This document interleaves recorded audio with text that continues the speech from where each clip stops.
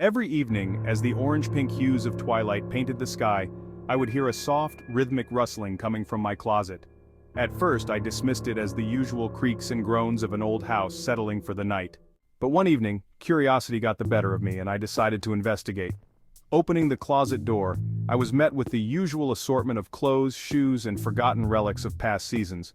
But there was something else, an inexplicable presence, an aura of playful mischief that hung in the air like the scent of rain before a storm. As I rummaged through the closet, a soft giggle, barely audible, brushed against my ears. It was then that I realized an invisible monkey was hiding in my closet. The realization didn't shock me as much as it should have. After all, this was a world where the extraordinary often intertwined with the mundane. I decided to name my unseen companion Banjo. It seemed fitting, given the whimsical nature of his presence. Living with Banjo turned out to be an adventure. Each morning I'd find my belongings rearranged in peculiar, often humorous ways. Socks hung from the ceiling fan, shoes neatly lined up in descending order of size, and hats perched atop lampshades like silent sentinels. Banjo, despite his invisibility, had a flair for the dramatic. One night, as I lay in bed, the moonlight streaming through the window cast long, silvery shadows on the walls. I felt a gentle tug at the corner of my blanket. "Banjo?" I whispered into the darkness. The tugging stopped, and for a moment, all was still.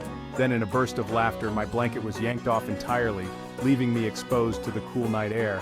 All right, you win," I chuckled, pulling the blanket back over myself.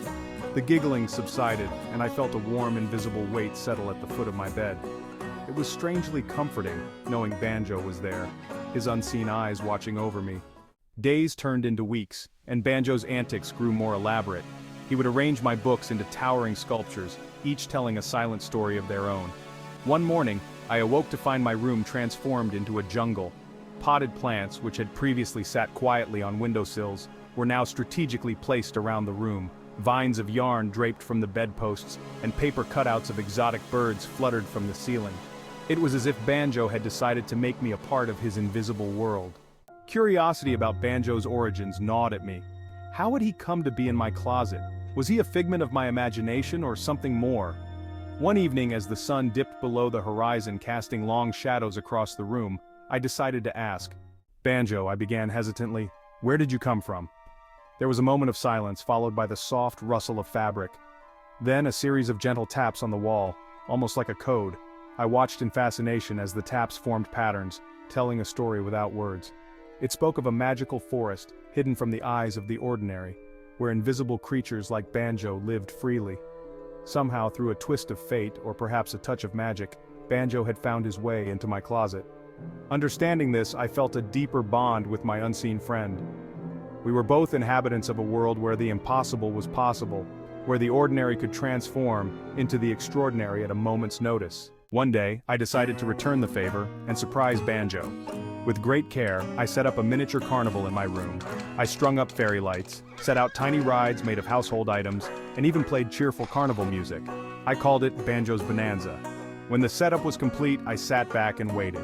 It wasn't long before I heard the familiar giggle and felt the air around me shimmer with excitement. Banjo's presence flitted around the room, exploring every detail of the carnival. Though I couldn't see him, I could feel his joy, a palpable energy that filled the space. For the first time I heard Banjo's voice, a soft whisper in the wind saying, "Thank you." "You're welcome," I replied, smiling. "Thank you for making my world a little more magical." As the days turned into months, my bond with Banjo deepened. We shared countless adventures, each more surreal than the last. Banjo's presence taught me to see the world through a lens of wonder and imagination, to find joy in the unexpected and delight in the unseen.